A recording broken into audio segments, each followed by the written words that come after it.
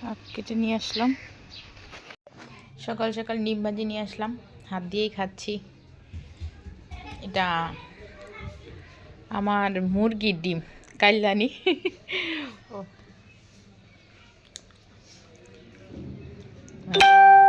কালো আর কি, তো নাম কাল্লানি রাখা হয়েছে। আসসালামু আলাইকুম। রয়েছে আমার চাউল কুমড়া গাছের, মিষ্টি কুমড়া গাছের মিষ্টি কুমড়া শাক। আসলে অনেক ফল দিচ্ছে, কিন্তু ফল কেন হচ্ছে না, বাঁচতেছে না বুঝি না। এত বড় বড় হচ্ছে, হয়ে হয়ে মরে যাচ্ছে, পোকা ধরতেছে আর কি। তো ভাবলাম যে যেহেতু শাক হচ্ছেই না, তো রান্না করে ফেলি। শাক না, ফল হচ্ছে না, তো রান্না করে ফেলি। ওই যে মানে গোড়ায় গোড়ায় লাউয়ের একটা ব্যাপার আছে না, সেরকম গোড়ায় গোড়ায় মিষ্টি কুমড়া, কিন্তু মিষ্টি কুমড়া হচ্ছে না।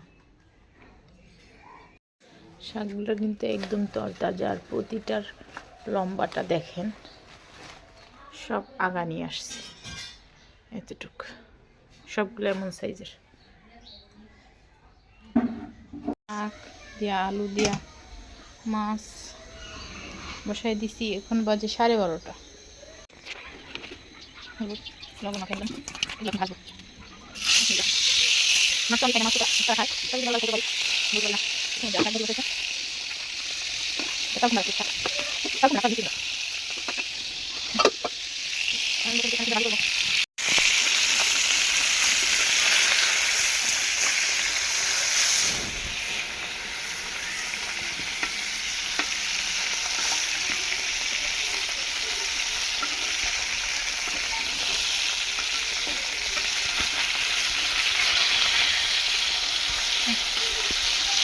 না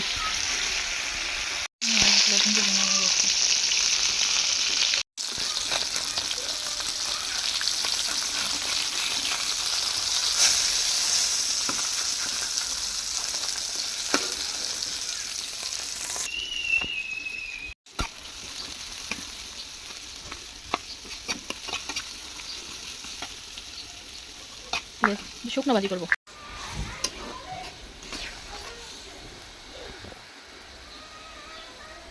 মশলা কষানো হয়ে গেছে, মাছ দিল।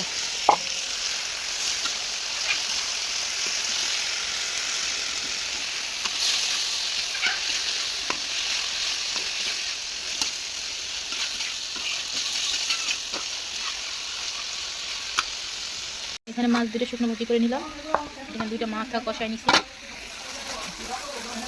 এখন এইটা দিয়ে রান্না করবো। বিসমিল্লাহ।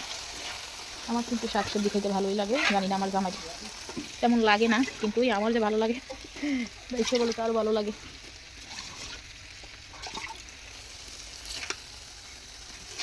আজকে রান্না করতে যে খবর আছে, এটা ভালো করে কষাই নেব।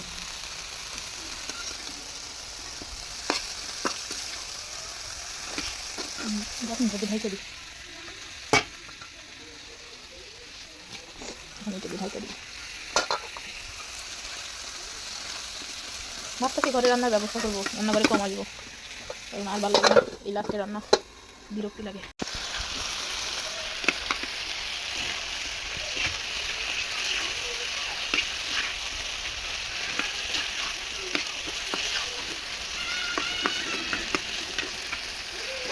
ভালো করে কষাই নেব। আর আজকে আমার বড় ছেলে রেজাল্ট দিচ্ছে, মাশাআল্লাহ অনেক ভালো করছে, আমি খুশি তার রেজাল্ট দেখে, আপনাদেরকে দেখাবো। টমেটো কষানো শেষ, এখন পানি দিয়ে দেবো।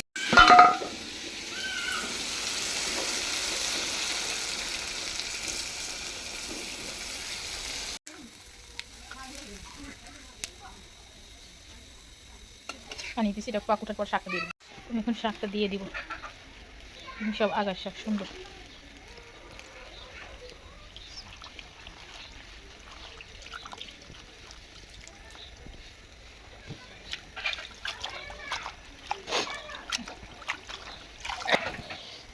একটু মজলে মাছ দুটো দিয়ে দিচ্ছি, মাছ কিন্তু খাওয়ার কেউ নাই। আজকে কিন্তু রোদই উঠে নাই সারাটা দিন, এটা হয়তো মন চাইতেছে আমাদের কিরকম গুড়ি পাঠাইতে, চাউলের গুড়ি। তো সে একটা গুড়ি পাঠাই দিল, হাতি মার্কা। দেখা যাক পিঠা হবে কি হবে না। 70 টাকা চাউলের গুড়ি। এখন বসাই দিব চুলায়। বিসমিল্লাহ। দেখা যাক কি হয়। পানিটা ঢেকে দেই, তাড়াতাড়ি গরম হয়ে যাবে।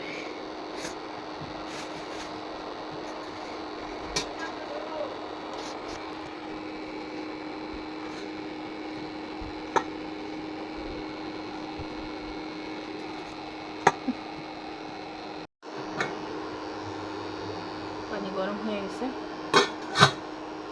চুলা বন্ধ করে দিই।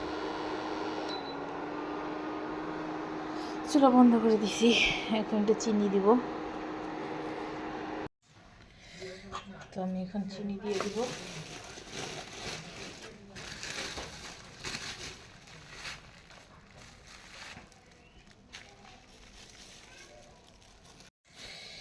যেহেতু পিঠার মধ্যে চিনি একটু বেশি না দিলে ভালো লাগে না।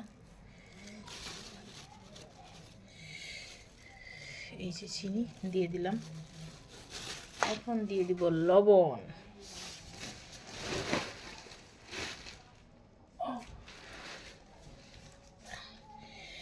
স্বাদ মতো লবণ।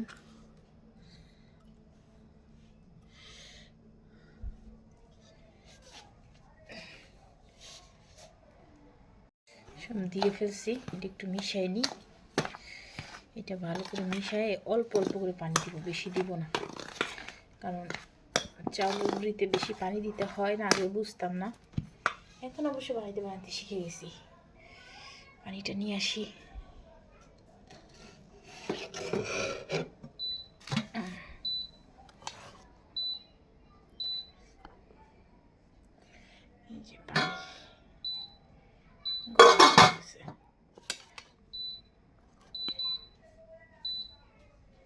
আমি কাপটা দিয়ে পানি দিব।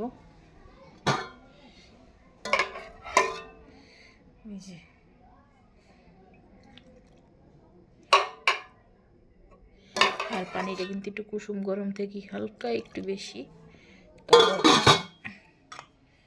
শুকনো চালের গুঁড়া ভিজাটা হইলে তো আলাদাই ছিল বিষয়টা।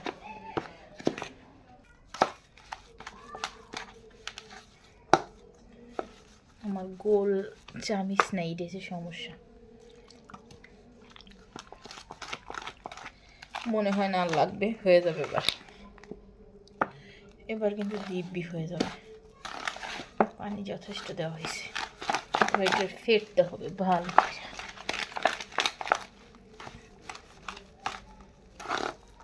তো ফেটে টেটে আসতেছে। দেখেন এটা কিন্তু ভালো করে ফুটতে হবে। অনেকক্ষণ ফেলায়া ঘুরতে হবে। আমার ঘুটুনি নাই, ঘুটুনি চামচটা আমার ছোট ছেলে নিয়ে খেলছে, খেলে হারাই ফেলে আসছে। এটা এইভাবে ঘুরলে এটা পাতলা হয়ে যাবে। আরো যত ঘুরবো তত পাতলা হবে।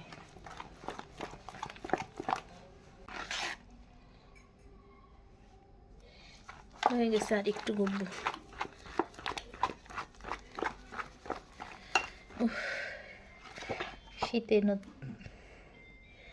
এবার শীতের প্রথম পিঠা বানাচ্ছি।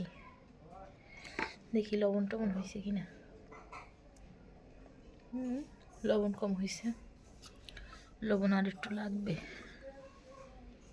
আমি অবশ্য লবণ একটু বেশি। তো অবশেষে আমার পিঠা কিন্তু হয়ে গেছে। এগুলো বেশি ভাজি নাই। আমার ছেলে সস দিয়ে পিঠা দিয়ে খাচ্ছে। আমার জামার জন্য এটা নিচ্ছি। দেখেন এগুলো প্রথম পিঠা, এগুলো একটু মসমস হয়েছে। মসমসা করি না,